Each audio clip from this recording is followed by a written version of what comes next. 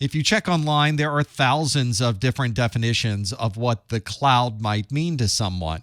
I've often heard people describe the cloud as computing devices that are simply located off-site from where you happen to be. But the cloud incorporates so many more capabilities than that. Take, for example, the deployment of new applications. Application instances usually involve a lot of different components and services all working together. So you can deploy a web server, a database server, an application server, and anything else you need to run that application with one click. And it is now available to anyone in the world. If you have a very busy application that needs more resources, you can simply deploy more application instances to deal with that load. And when that load is decreased, you can remove any excess instances to perfectly size your particular application. This application can also be deployed to anywhere in the world. You can have it in a data center that's in the United States. You can deploy another application instance to Europe and yet another instance to Asia. You can move those application instances from one data center to another where you are effectively following the sun. So as people need more access to that application, they can use a data center that's closest to them. And from a cost perspective, this is a very efficient way to deploy an application. You don't have to buy your own equipment. You don't have to maintain your own data center. You can simply pay for time on someone else's cloud-based system and pay for all of these resources as you need them. Some organizations don't go to a third party for cloud services. Instead, they purchase their own equipment and build their own cloud within their own data center. We commonly refer to this as a private cloud because it's one that only that company has access to, and it's not one that's designed to be shared with anyone else. Cloud services provided by Amazon, Microsoft, Rackspace, and others can be configured as public clouds so that you can deploy application instances that can be used by anyone in the world.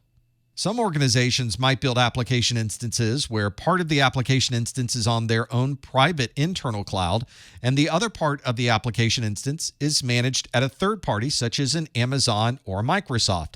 That combination of using both a private and a public cloud is referenced as a hybrid cloud deployment. There might also be a situation where many organizations that have a similar goal might all chip in to purchase their own cloud equipment. This would give them the advantage of having a private cloud without the expense of purchasing all of the equipment just for this cloud.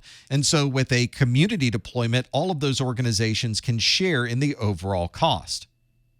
There may be times when an organization has built their own application instance that includes databases, web servers, and other devices. In those situations, a company may only need the raw infrastructure to be able to load the software and deploy these cloud instances. If an organization only needs CPU, storage, and a network to be able to deploy this application instance, then they want to use infrastructure as a service, or IaaS, as their cloud deployment model.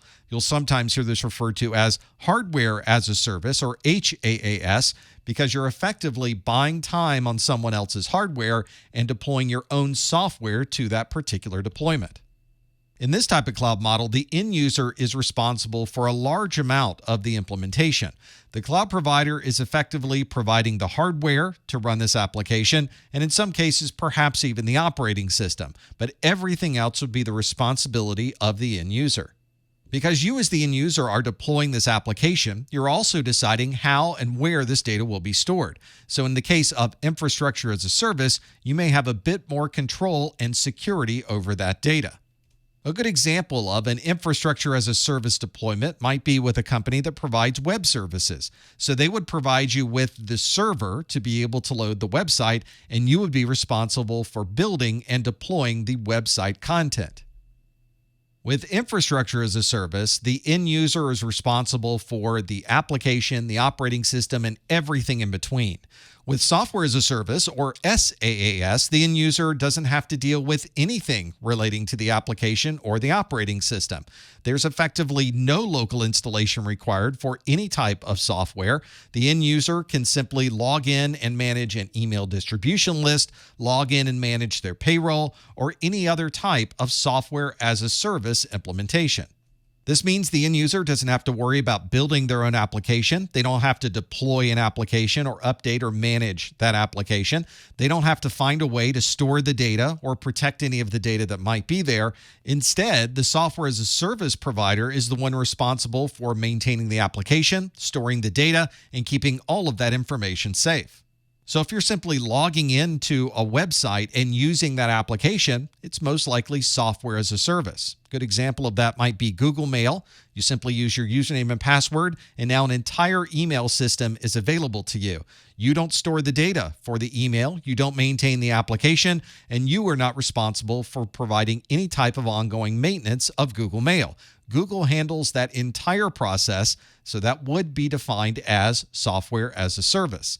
Another good example of software as a service is Microsoft 365. The email, word processing, spreadsheets, and everything else relating to that cloud-based service is all managed by Microsoft. You simply log in, and the entire application is available to you because it was deployed as software as a service.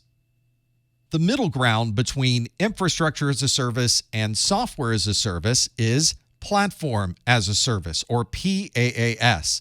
With platform as a service, someone else is providing you with a platform that you can use to build your own applications. So you would need your own development team, but someone else is providing you with all of the building blocks that you would need to put together every piece of that application. So if someone is a provider of platform as a service, they may allow you to log in and give you a set of modules that you could put together to build your own app. So you might have a login page module, an inventory page module, and another page that allows people to check in or check out pieces of that inventory. You would be responsible for putting together all of those different modules and then placing them on the platform as a service so that you can then make that application available to others. This service provider has built this platform so that you don't have to do a lot of programming. Most of the hard work has already been done for you. You simply need to put together all of the modules you might need, and the platform as a service provider will take care of making sure that your data is safe. A good example of a platform that gives you all of these building blocks that you can then put together to create your own application might be a platform like Salesforce.com. Salesforce has an extensive platform as a service offering that gives you complete customization over the applications that you can easily deploy on their platform. If you are planning to deploy these applications in your own data center, on your own hardware, using applications that you yourself have written, then you're probably using an on-premises model where everything in that model is managed by the client. With cloud-based technologies, a portion of this is going to be managed by the provider. So if we look at infrastructure as a service, the provider might provide us with the networking, the storage, the server, and the virtualization platform, and everything else on infrastructure as a service would be our responsibility. So we might need to install the operating system, the middleware, any runtime data, and the data and the application itself for the application instance.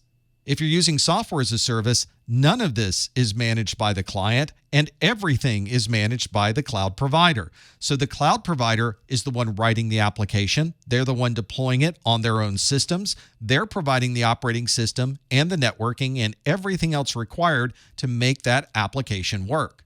And in the middle is platform as a service, where the service provider is giving you everything you need to build your own applications, and then you would provide the application and the data that would run on their platform.